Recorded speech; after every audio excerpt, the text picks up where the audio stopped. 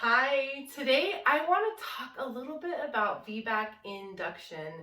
Now, VBAC induction is a really controversial topic in the birth world, and you're going to find a lot of different policies and a lot of different procedures and a lot of different doctors with opinions when it comes to inducing a VBAC and, more importantly, the safety of inducing a VBAC. So we're going to talk about what are the myths, what are the facts, and what that means for you and your birth. Now, the very first thing I want to cover is that it is 100% safe to induce a vaginal birth after cesarean. It is 100% safe. So if your doctor or provider is telling you that you either have to go into labor on your own by such and such a day or automatically have a cesarean, then they're simply not giving you evidence-based information. Now, when is the right time to induce a VBAC? That's a good question. Some providers will tell you if you don't go into labor by 39 weeks or 40 weeks that you need to be induced for such and such a reason. And we're going to go into a lot of those reasons in a different video. But for right now, ACOG recommends in their VBAC bulletin that you go up to 42 weeks before any type of induction or other intervention may be necessary. Now, of course, we're talking about a healthy pregnancy with a healthy mom and a healthy baby. We all obviously want that as our very first goal. Now, what does safe VBAC induction look like? I want to talk about the very number one thing you need to avoid, and that is any artificial prostaglandins. Now that includes Cytotec, Cervidil, otherwise known as misoprostol, and evening primrose oil is also an artificial prostaglandin.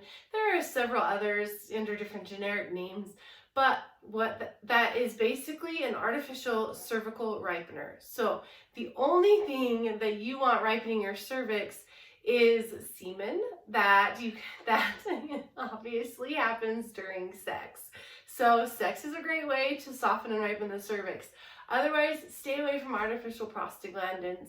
What they do is they overwork the cervix and the uterus and increase your chances of rupture by tenfold.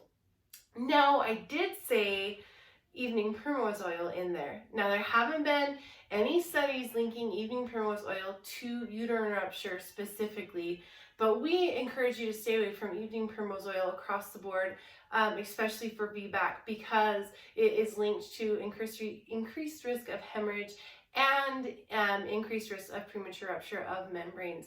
Also, some of the effects may cause an increased risk of uterine rupture, but again, there are no studies directly pointing it to that. So we would encourage you to stay away from those things. And if you want to ripen your cervix, have sex. I know it's not the most fun thing at the end of pregnancy, but it is a great and effective way to naturally ripen and soften that cervix. Now, what is the best way to induce a VBAC, you might ask? Well, here is our number one tip, our favorite way for VBAC induction. We have seen it work time and time again as doulas in the birth room, and we just absolutely love it. So the first thing we want to talk about is a Foley bulb, which is a little balloon catheter that they insert into your cervix and blow it up or fill it with water. It's just like a little balloon, it says, and it puts pressure on your cervix to manually dilate it. Now, after the Foley bulb falls out, you'll usually be about 4 centimeters dilated, and then they can start low-dose Pitocin if labor hasn't already started. Now, with Pitocin, we like to use the words low and slow. Usually a hospital will start Pitocin out at 2 millunits per hour and raise it by 2 units every 30 minutes.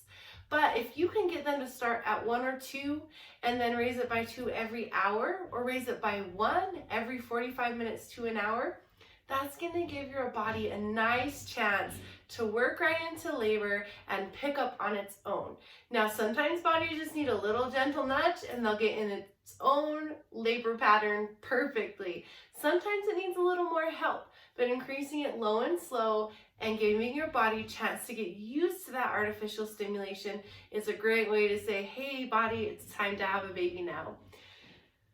Now, anything else that may be needed is definitely a reasonable option. What's most important is you have a supportive provider that is willing to listen to you and discuss options with you. Some other options that might be offered is breaking your water. We recommend you don't break your water, at least until baby is well engaged. But definitely something to try before going straight to a repeat cesarean.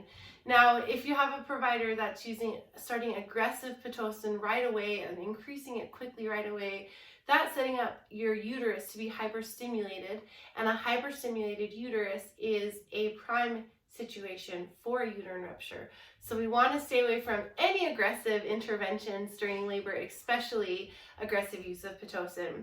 Now listen up. We have got some great information for you on our website, thevbaclink.com. Go there, check it out. I'm going to drop a link in our show notes directly to a blog all about VBAC induction and all about how safe it is.